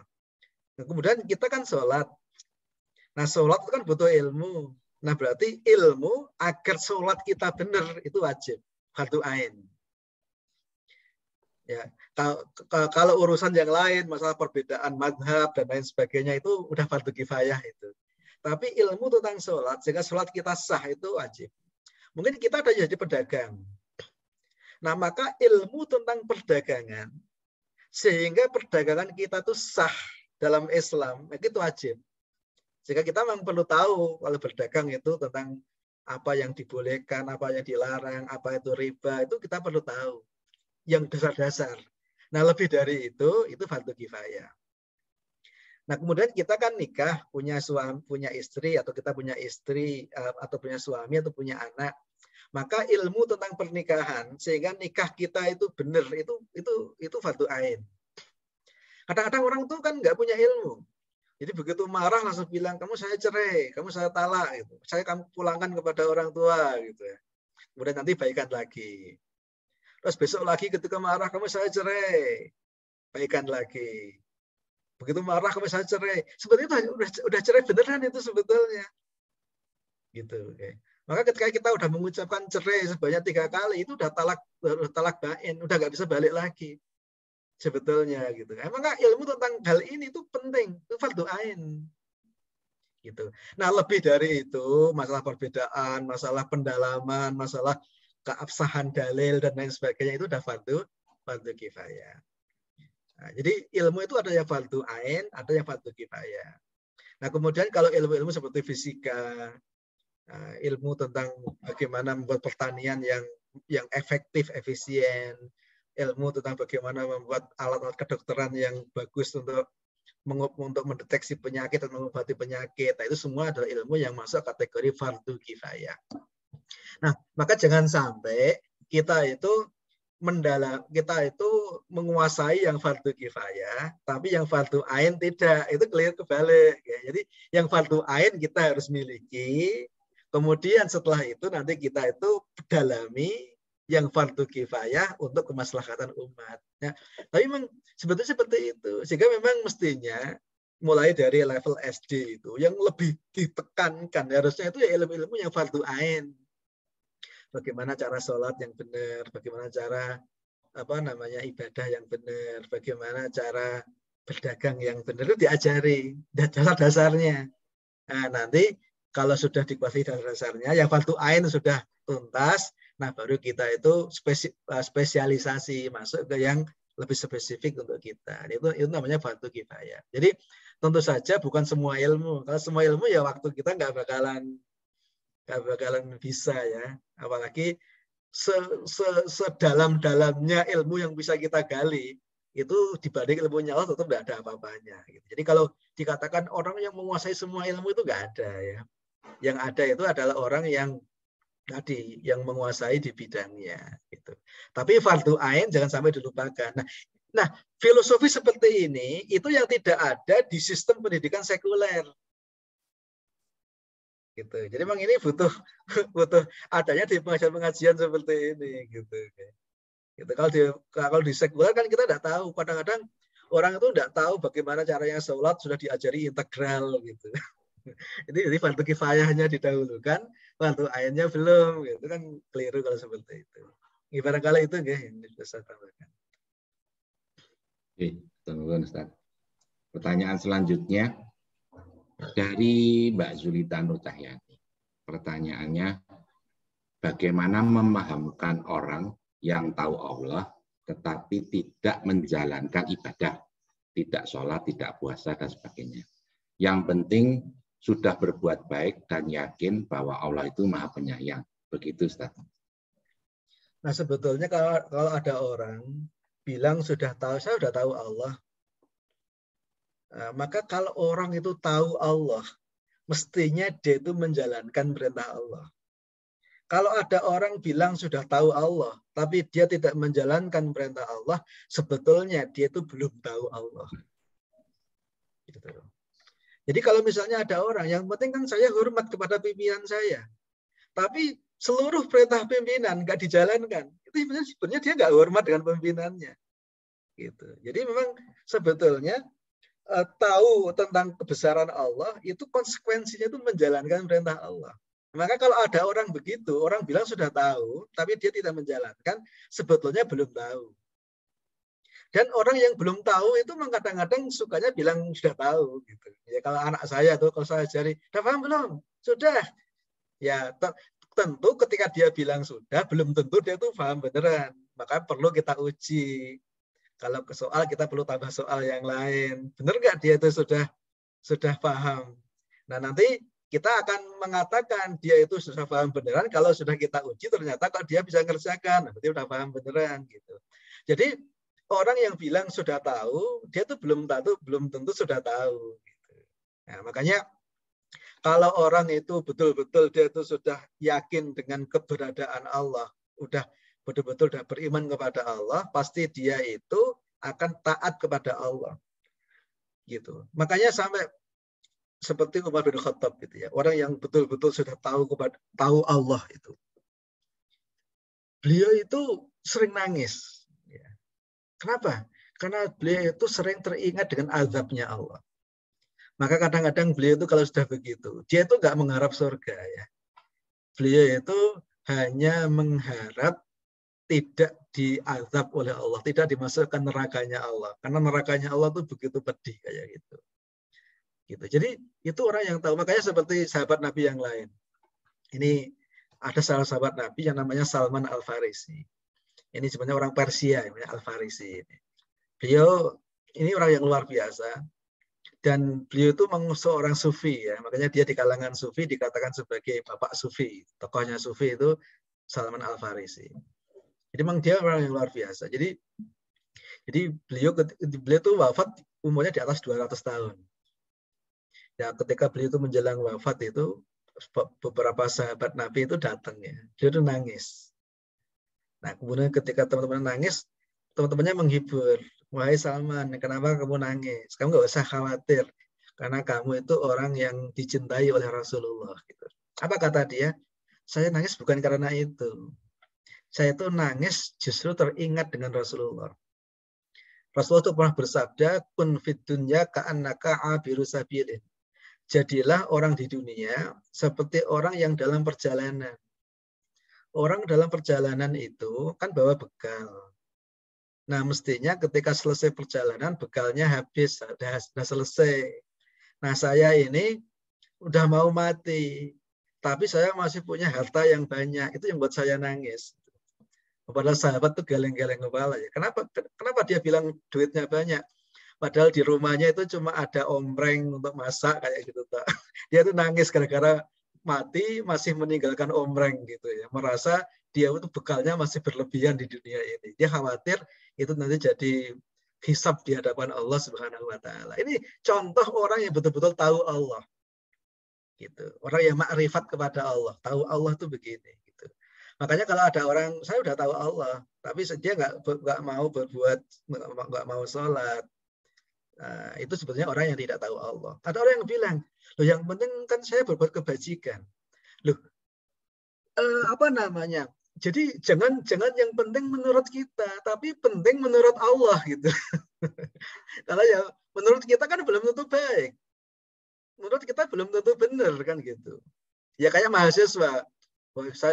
Misalnya saya nilai, saya salahkan. Nah, dia komplain, Pak, tapi kan menurut saya ini benar. Iya menurut kamu, tapi menurut saya kan tidak. Yang nilai kan saya, bukan kamu. Nah kalau yang menilai itu kita, ya menurut kita. Ya. Tapi yang menilai kan Allah, berarti kita tuh harus baik menurut Allah. Yang baik menurut Allah itu ya berarti minimal yang menjalankan yang diwajibkan Allah, meninggalkan yang dilarang Allah. Nah, itu baru orang yang betul-betul makrifat kepada Allah. Jadi bukan baik menurut kita, tapi baik menurut Allah. Nah, dari mana kita tahu baik menurut Allah? Ya dari Quran dan Sunnah di situ. Itu kira-kira Bu Julita. Terima kasih Pak Anam, karena berdiskusi dengan orang yang harus pakai logika. Kalau nggak logik, beliau nggak bisa menerima gitu. Jadi teori selnya mantep, selnya jadi apa, komponen, organel semua, tapi nggak mengujung ke arah siapa yang menciptakan. Pokoknya ada. Gitu. Dan itu problem serius. Ya. Memang ilmu kita di dunia saat ini itu sebetulnya ilmu yang epistemologinya itu sekuler. Dan sesuatu yang kaitannya dengan pencipta, dengan Tuhan, itu dianggap sesuatu yang tidak ilmiah. Ini problem serius. Ini akar masalah dunia sebetulnya, bukan sekedar masalahnya Bu Julita. Makanya saya kemarin bahas tentang epistemologi ilmu itu di situ ya. Dan kita, orang-orang yang diberi anugerah ilmu, itu punya tanggung jawab memang. Dan ini hal yang serius. Karena ilmu saat ini, ilmu pengetahuan itu cukup mapan dengan epistemologi yang sekuler tadi itu. Sehingga memang kita yang kebetulan diberi pengetahuan tentang Islam, tentang epistemologi, memang harus menguraikan hal ini gitu. Kalau perlu dibuat buku bagaimana sih epistemologi Islam itu gitu. Jika saat ini tuh kita bicara agama itu dianggap bicara yang tidak ilmiah gitu. Ya, itu memang betul tantangan yang serius itu ya. Itu bukan hanya di satu tempat, itu di dunia saat ini. Karena ilmu pengetahuan kita itu dibangun di atas pemahaman positivistiknya Auguste Comte itu. Nah, itu yang tantangan yang perlu kita jelasin memang sebagai ilmuwan, sebagai orang yang berkecimpung di dunia ilmu gitu. Gitu Bu Julita. Ye, atau nuwun Pak Anang. Oke.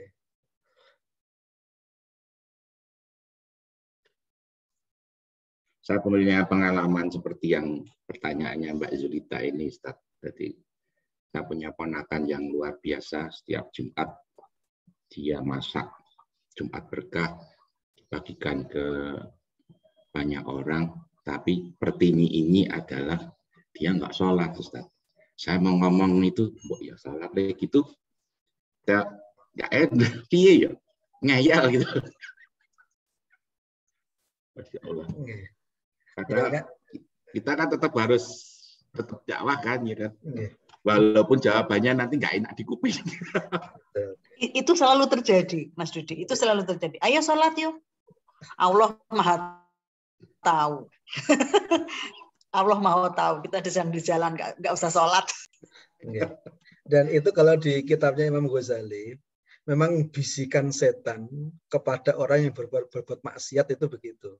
Jadi setan itu membisiki, Allah itu Maha Pengampun. Jadi akhirnya orang yang bermaksiat itu selalu mengatakan, saya nggak apa-apa bermaksiat, Allah Maha Pengampun kok. Itu bisikan setan sebetulnya. Bahwa Allah Maha Pengampun itu betul. Tapi ketika itu bisikan setan. Ya, makanya memang harus kita ingatkan ya. Tapi memang mengingatkan dengan bil hikmah wal mau'izatul hasanah. Dengan hikmah dan bijaksana, dengan kalau orang Jawa itu dengan sanepo, kadang-kadang perlu orang lain pas lagi kondisi dia itu moodnya baru bagus gitu. Kayak Rasulullah itu kan mencontohkan dulu ketika beliau awal dapat wahyu, dia mendakwai keluarganya. Caranya gimana? Itu dibuat jamuan makan. Nah selesai makan baru dijelasin. Ya meskipun kadang-kadang masih menolak, tapi ya nggak apa-apa ya.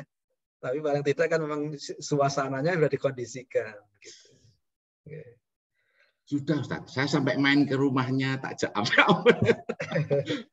Saya cuma titip ya wes, dulu gelem ya muga-muga besok gelem. Okay. Tapi memang yang perlu dijelaskan itu gini, memang baik itu baik menurut Allah.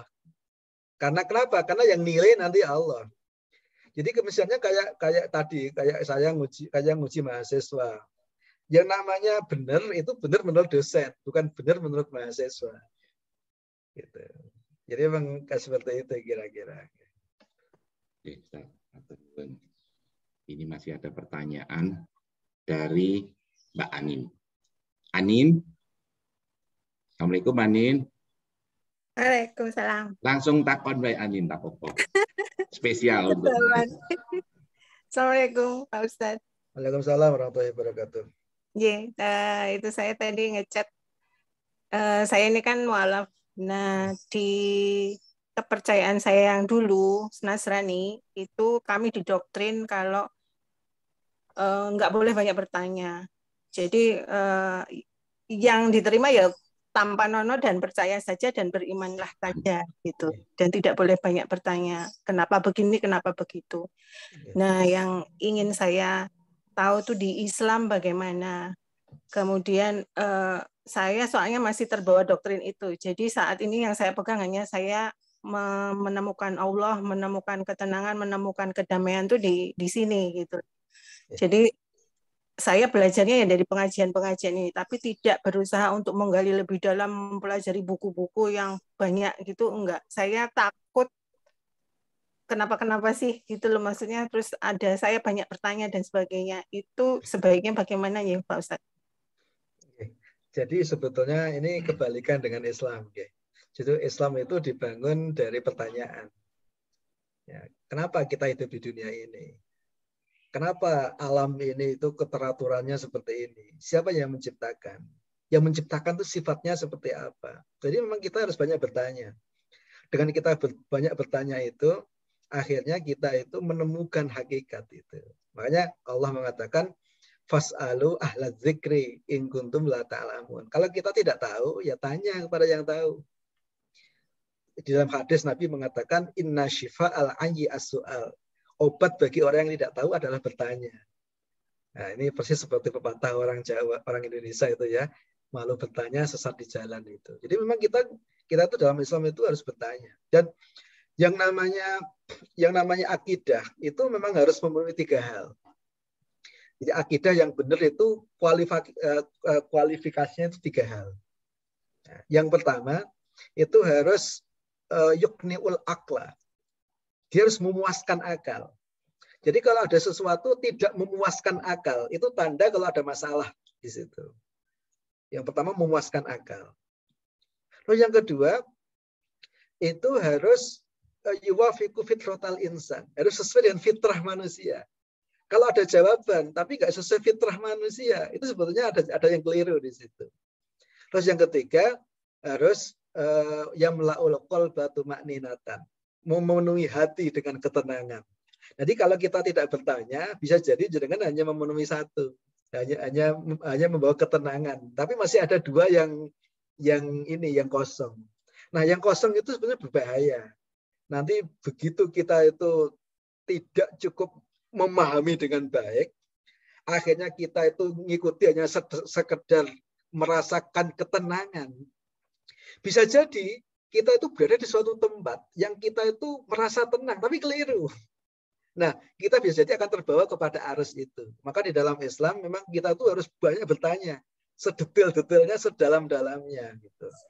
Ya, makanya kalau di dalam Islam begitu justru ya. Makanya para sahabat Nabi itu terus bertanya kepada Rasulullah gitu. Tentang iman itu juga betul-betul mencari buktinya. Apa buktinya? Kalau memang Allah itu pencipta kita, aku ditunjukin buktinya di mana-mana. Buktinya ada di dalam diri kita, ada di lingkungan kita, ada di depan kita gitu. Makanya Allah mengatakan di dalam Al-Qur'an itu kan banyak sekali ayat yang tentang kita disuruh untuk melihat alam. Afala yanzuruna ilal ibili kaifa khuliqat. Lihatlah bagaimana onta itu diciptakan. Wa ilas sama'i kaifa rufi'at. Lihatlah bagaimana langit itu ditinggikan. Dan seterusnya. Jadi memang dalam Islam kita itu memang harus banyak bertanya. Nah, untuk mencari tahu, untuk semakin memperdalam.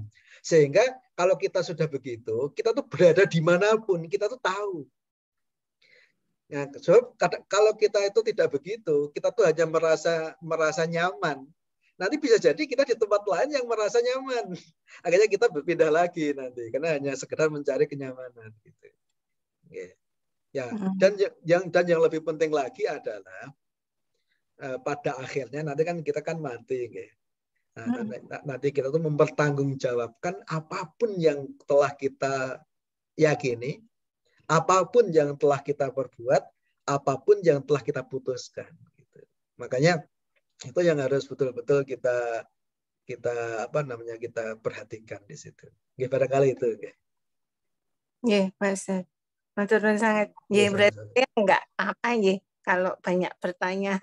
Karena di pengajian ini saya mesti tanya. Gue tanya. Cuma begini.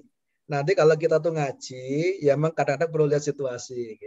Artinya kalau misalnya kita tuh ngaji dengan ustadz, yang ustadznya itu memang nggak biasa ditanya, ya jangan tanya.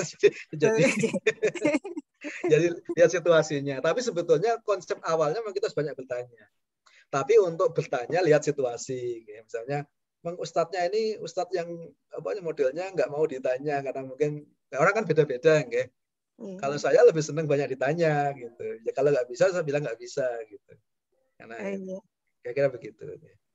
Iya, Mas. Matur nuwun sangat, Mas. Iya, sami-sami. Sudah 731, satu pertanyaan lagi, boleh Ustaz? Oke, silakan. Singkat padat ya. Ini pertanyaan terakhir dari Mas Iksral. Ustadz sedikit komentar terhadap contoh Ustadz tadi. Kalau tidak ada saksi, kan kata cerai belum sah. Bukankah harus ada kata pemutus sahnya oleh Qadi atau KUA? Begitu pertanyaannya, Ustaz. Itu formalitasnya. Makanya di sini kita butuh ilmu tuh di sini, Kita butuh ilmu di sini. Jadi kalau secara formalitas atau hukum negara, cerai itu baru dikatakan cerai kalau ada keputusan dari Qadi. Tapi kalau dalam Islam, cerai itu sebetulnya keputusan ada di tangan suami. Jadi ketika suami itu memutuskan cerai, meskipun tidak ada keputusan Qadi, maka itu jatuh cerai. Nah, kalau saya misalnya kalau saya bercanda gimana? Hati-hati bercanda. Kalau bercanda itu kata cerai, itu jatuh cerai juga gitu. Makanya Jangan bercanda dengan hal-hal yang seperti itu. Sebagiannya bercanda dengan masalah Allah itu tidak boleh. Itu berbahaya sekali. Jadi dalam Islam yang namanya akad itu sudah jatuh ketika diucapkan. Nah, beda kalau gugatan ini beda lagi. Kalau kita menggugat cerai itu memang baru disah ketika ada keputusan pengadilan. Tapi kalau kita memutuskan cerai, itu ketika akad kita sampaikan itu udah jatuh masalahnya. Ini butuh ilmu makanya. Makanya saya bilang ini termasuk ya fardu ain bagi orang yang sudah berumah tangga itu ilmu tentang masalah ini. Gitu. Makanya begitu nanti kita tuh cerai ya seperti itu, kita mengatakan, makanya kalau kita tuh punya ilmu, kalau lagi marah tuh nggak boleh betul-betul nggak boleh mengatakan kata-kata seperti itu. Maka saya sering bilang, kalau marah itu mendingan ke dapur atau ke warung makan sebanyak-banyaknya. Makan bawa ke kamar, nanti kan makan sebanyak-banyaknya. Dan sampai ngantuk, begitu ngantuk ini kan selesai kan udah mungkin agak reda gitu ya. Ya kalau pas marah itu kita nggak ngomong gitu. Loh, kalau ngomong tuh bahaya. Apalagi kalau suami gitu. Maka suami itu betul-betul bisa mengendalikan diri, mengendalikan ucapannya. Jangan sampai kita itu mengucapkan sesuatu. Karena kalau di dalam Islam itu begini. Jadi kalau akad muamalah itu bukan berdasarkan intensi, tapi berdasarkan akad. Jadi misalnya begini, kita itu mau jual beli motor dengan tetangga kita, dengan teman kita. Pak, ini motornya saya beli ya dengan harga 10 juta. Oh ya Pak, silakan dibeli gitu. Nah, udah sah kan? Ya kalau udah sah ya sudah. Maka nggak boleh kita bilang, Pak, motornya yang kemarin saya batalkan. Loh kok dibatalkan kenapa? Saya nggak punya niat untuk beli motor, Pak. Loh, akad itu nggak butuh niat. Akad itu ketika udah terucap ya sudah. Gitu. Makanya ini harus hati-hati. Akad itu tidak butuh niat. Begitu sudah ada, nggak butuh intensi. Begitu sudah diucapkan ya sudah. Itulah yang terjadi. Gitu. Jadi tidak butuh keputusan dari KUA. Ya, kalau secara legal formal memang butuh keputusan dari KUA kalau dia betul-betul sudah cerai gitu. Itu untuk legal formal untuk memutuskan apakah dia itu single atau tidak. Tapi secara hukum Islam itu tidak. Jadi begitu suami itu mengatakan kamu saya cerai, udah cerai sebetulnya. Ini yang kita harus punya ilmunya. Jangan sampai kita itu keliru gitu dalam memahami hal ini. Gitu ya barangkali tambahan saya. Oke, terima kasih Ustaz. Alhamdulillah pagi ini luar biasa Ustaz. Ada 74 orang yang hadir. Insyaallah. Terima kasih banyak. Jadi sebelum ditutup ini ada resume, nanti mohon dikoreksi ya Ustaz. Resumenya adalah hidup manusia bertujuan mencari bekal. Iman menjadi syarat dalam mencari ilmu lalu mengamalkannya. Beriman tetapi tidak beramal maka berarti kebohongan. Beramal tetapi tidak beriman, maka akan menjadi sia-sia.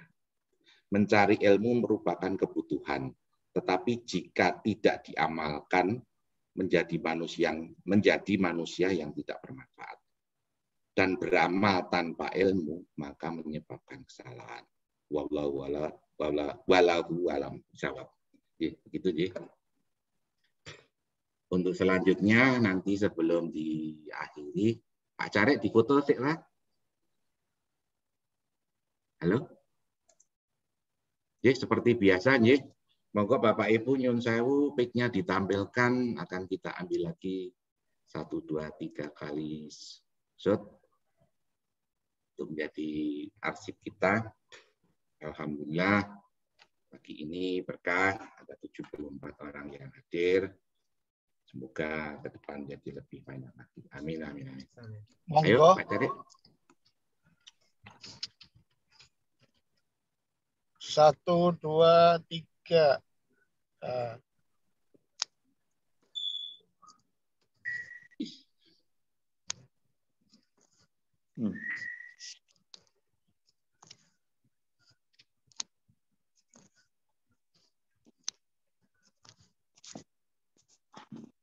Ji sampun. Sampun. Kabeh. Oke, alhamdulillah.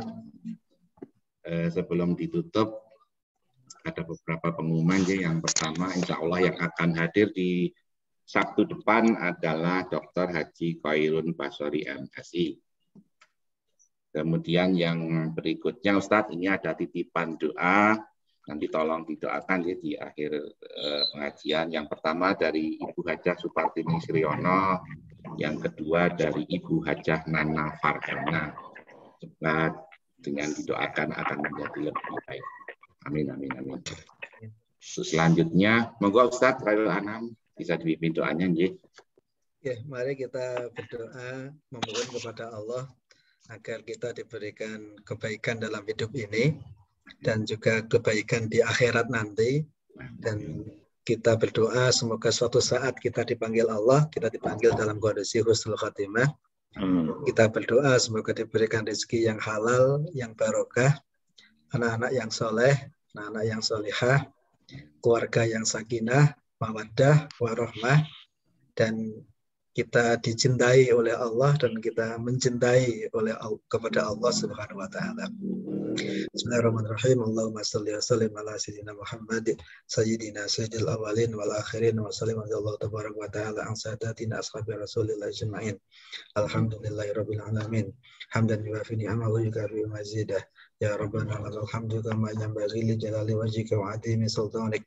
Allahumma shalli wa sallim ala sayyidina Muhammad salatan tunjina biha min jami'il ahwali wal afat wa taqdi lana biha min jami'il hajat wa tutahhiruna biha min jami'is sayyi'at wa tarfa'una biha ala darajat wa tuballighuna biha salawati min jami'il khairati wal khayati wa ba'dal mamat. Rabbana hab lana min azwajina wa dhurriyyatina qurrata a'yun waj'alna lil muttaqina imama. Rabbana zalamna anfusana wa illam taghfir lana wa tarhamna lanakunanna minal khasirin. Rabbana ighfir lana wa liwalidayna warhamhuma kama rabbayana shighara wa li jami'il mu'minina wal mu'minat wal muslimina wal muslimat wal ahya'i minhum wa amwat. Rabbana atina fid dunya hasanah wa fil akhirati hasanah wa qina adzabannar. Subhana rabbika rabbil izzati amma yasifun wa salamun alal mursalin walhamdulillahi rabbil alamin.